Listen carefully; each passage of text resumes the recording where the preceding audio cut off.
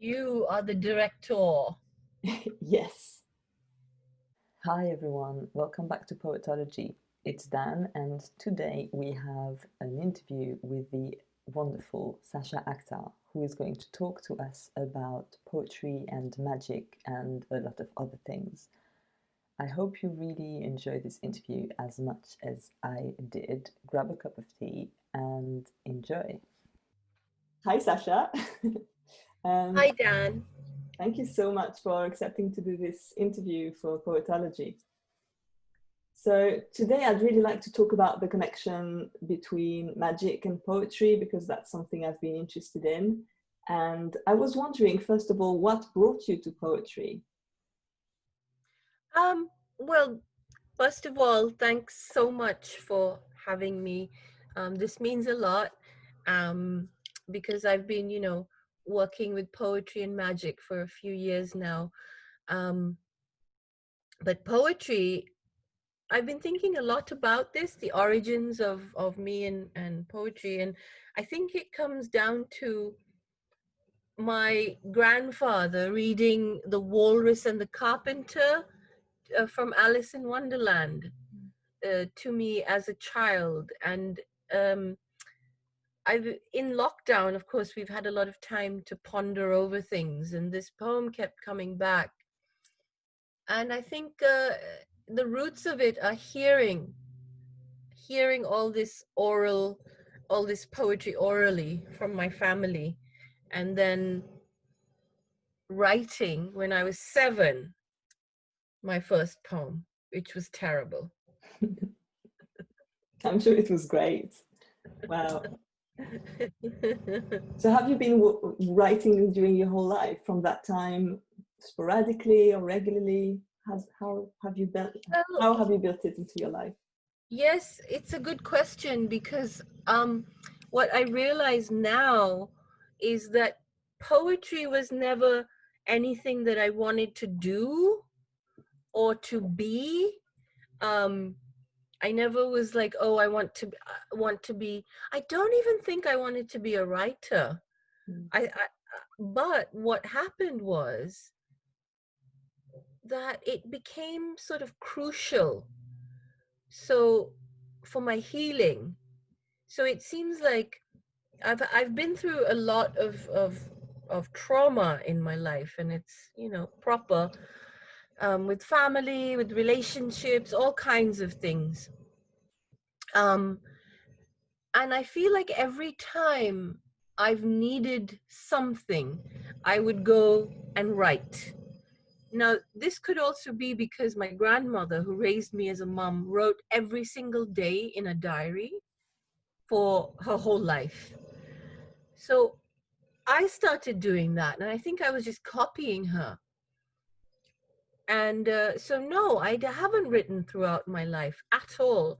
But definitely when I was younger, I used to do this diary stuff when I was upset. Then when I was in my teens and trauma stuff there was a lot. I started writing more. And then when I went to college, actually at uni, I wanted to be a filmmaker.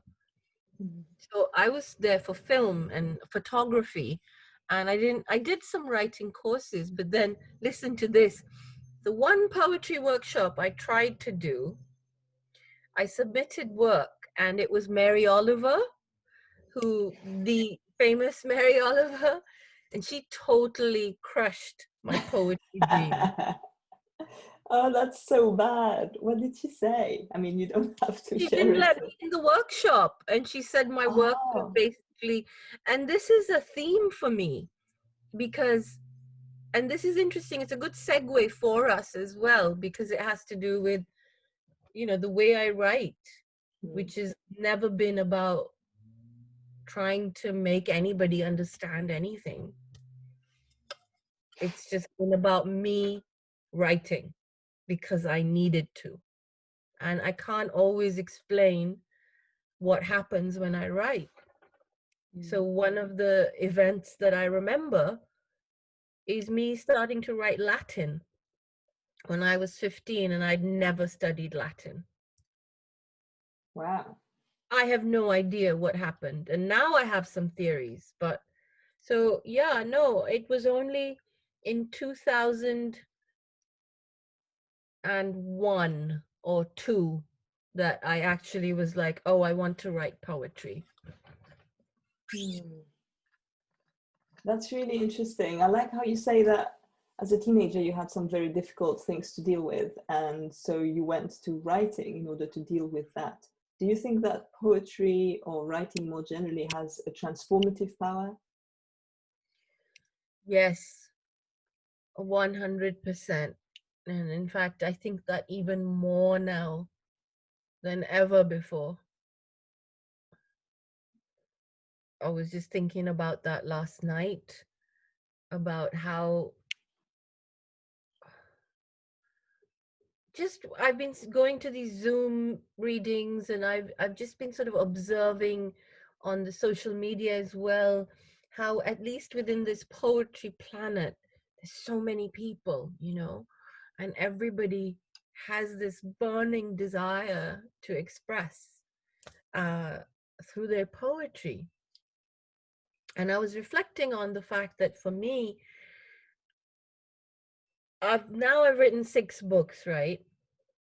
And there's more, by the way. That's not even all of it. There's suppressed books. It's it's it has a lot to do, I now realize, with my specific autistic nature, which is it's it's like a steady stream. It just comes and comes and comes, which can be quite maddening. So I have to work with that. But at the moment, my burning, I think I've done a lot of healing work, and I've been through more transformations than I can count. And I'm beginning to suspect that this is why I'm not interested in sort of writing poetry. I know I did this, but it's because I really feel that way. So what is your process when you do write? How do you do it? When does it happen? Mm. I'll tell you what. Um, Previously, so in the last like year, some mad things have happened with my poetry, to the point where I'm not even I'm having this rebellion within myself where I'm refusing to actually put words down into the machine. um so I'll get to that, but I mean, my practice has been, and I was reflecting on this too, it's always been some kind of hyper focus develops around something, and I have to keep going until it's finished. And I have no idea what I'm going to write,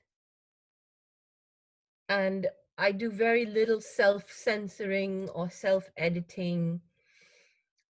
But usually previous to that process, there's been a lot of input of various kinds, of various creative kinds. At least with my first book, the Grimoire of Grimolkin, you know, and the titles always come to me first, and they usually come to me in the form of words. So that word, the grimoire, I wasn't thinking, it's a weird process because I wasn't thinking, I've never been thinking consciously of anything. It has been this very bizarre sort of channeling process. And this is what I talk about now with students. I've been teaching a lot of poetry school workshops, and it seems for me to just be coming down to channeling all the time. So the process is just showing up and seeing what happens. Um, Sometimes, yeah, it's a word, but then recently, so I've been doing things with ink, and I'm obsessed with my ink pen. It's almost like this, it's like a wand. It feels, I can't, I'm obsessed with it. Um, so I've done this handwritten work, and I just, and I think lockdown as well, everything, world, global catastrophe has just made me feel like we need to break every boundary. Mm. I don't want to feel boundaried by anything in my poetry or in my art, and anti-hierarchical, anti-everything. So I've been lucky that people have welcomed this new work of mine since the last of my like books. And I'm having some things published in anthologies, which are just the handwritten, scanned, and published. And then the latest work was based on so experiments with trance, um but this time a conscious one. So I did this 3 hour Zen meditation with a group, a Zen group, um and to be honest, I wasn't sure if it was Zoom, and it was, but it was but the thing about Zen also is that it was enough to just be with this energy and connect with the energy of the people. And 3 hours, we're sitting 3 hours in our rooms with all of us on the screen. I feel like the machine becomes a nexus of energy. So there's frequencies. So one of my meditation teachers would talk about this, about frequencies being created when people meditate together. So it was 3 hours, and I had had this one word, or this one thing had popped up for about a month or two, just this beast, just the word beast. Beast, beast, beast. I am a beast. What is a beast? Who is a beast, beast, beast? And I decided after the meditation, I did this oral poem, and I set the parameters of the experiment where I would just, no writing, not even handwriting. So I was quite like, I took it on. And then if the next sort of phrase or gesture wasn't coming, I stopped the recorder and I just lay there or sat there until something came, and it did. And I was fortunate that that was published as well, and welcomed and well received.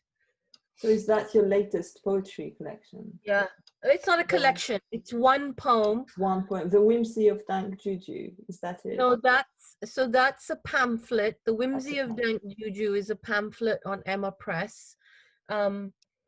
And that was it. I know it's a very rapid trajectory at the moment, and it's because I was in sort of hibernation for so long, and as soon as I came out, I put a lot of books got put out. So there was like 3 in 1 year. So, and that was just last year. Impressive. So when I say, yeah, it's my poetry, it's non-stop, and it's not easy fielding that. But this, when I say my new work, I mean literally like last month. Wow, okay, yes. Okay, I see. Well, it's really exciting. Yeah, so I can see a little better how you kind of incorporate meditation into writing or different things, because I was really wondering about how different people combine poetry as a practice with other ritualistic practices or spiritual practices. So it's really interesting to hear a bit more about how you do that. And actually, I wanted to say we met at one of those poetry workshops at the poetry school that you mentioned, right? Pre-COVID, in person, which was Technicians of the Sacred. So what else have you been teaching for the poetry school? Well, yes, I mean, and again, I feel like the beginnings of my teaching magic, sort of facilitating this body of knowledge that connects magical practice and the art of writing, that was the beginning of this sort of odyssey. And I feel like even that was me clarifying my will which is, so if we get to what I consider the boiled down definition of magic, is like wielding your will to affect change. It's always change. Any magical act is change, it's transformation, whether it occurs in you or whether it occurs in the next person, or it occurs, an occurrence, an event, something takes place. So I began that when I met you, but it was just, yeah, it just came to me again. It was like I just suggested it to them, nobody came. And I realized, and again I realized that I had been studying this stuff and for my whole life, and I had so much to share, as you know, as you remember that. I And do, yeah. that feedback was so lovely. But so I've carried on since then, with more magic, but also what it's led me to is this idea of certain like universal human tropes, like death, which is death is a huge part of my life. I think about death daily. In fact, I think it's the most beautiful thing. And I think people could, somebody called me a Buddhist the other day. Um, and yes, I am a Buddhist, but I don't subscribe to any one system of anything, because I created some kind of syncretic. But yes, so we just, through the pandemic, the first workshop was death. Mhm. And it wasn't supposed to be a lockdown or a pandemic when I was supposed to teach this. So I was really nervous, and I worried about everybody's well-being. Yeah. But the kind of work that came out of it was really incredible. Um, and it made me realize that whether I overtly speak of magical practices or not, it seems to come, it seems to just happen now. Like in my teaching, we somehow end up in that place. And I think it has a lot to do with the people seeking me out. I think that, there's, and also this idea of frequency. I seriously, I just feel like if you work on raising your frequency and your vibration consciously through whatever your practice is, it happens. And then you begin to, the other people, they get like birds, Yeah, one thing that strikes me while we're talking is that you don't really talk about poetry as this, individual poet with, the work. It seems that there's a lot of different connections with other people, with other, I don't know, layers of things, like that it's a very connected practice for you. Yeah, I like that. It is yeah, you're right. At the moment, I think also about after, to be fair, to after 20 years of really, without wanting to be a poet, I'm so immersed in it. I was also just thinking that the other day. I was like, I'm getting a bit fed up. No more poetry, please. but it's gotten me like to this place where I am, which is a good place for somebody who's had every kind of, had physical abuse, emotional abuse. It's been constant. It's been, so I just feel grateful, and the fact that I can now somehow, I'm a mother, and that's not easy because I'm on my own. Um, but I just feel like without these things, I wouldn't be where I am. So Mm. I have no other way to explain or understand the world besides following the things that I've always felt made more sense to me, which is magical explanations of things, like, and understanding why we're so entranced by the sun and the moon, and becoming more connected to the earth, and becoming more connected to our breath, like in every second and every moment. I think Pema Chodron really, the Tibetan Yeah. monk, she really, so I think there's an interconnectedness in everything for me. So and same with poetry, it is to do with people, and I get to read so much new stuff from people all the time because of working with them, that it's a whole universe. It's not about my poetry and ego, no. Mm. Thank you. Would you read us a poem? Yes, but what poem should it be? I don't know. Okay, so all my books are here. Wow.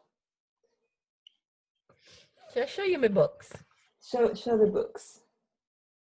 Love Like Blood. Great. It's a beautiful cover. Thank you. That's a photograph I took in my art photography days, and that's no filter at all. That is like that. It was Wow. a weird cross-processed slide, and that color is original as well. It's really good. Yeah. I don't get to tell people that very often, that this is my color. Then this is the chapbook. This is the whimsy. Yes. Cool. And Maybe read us something from this one. okay, let's do that.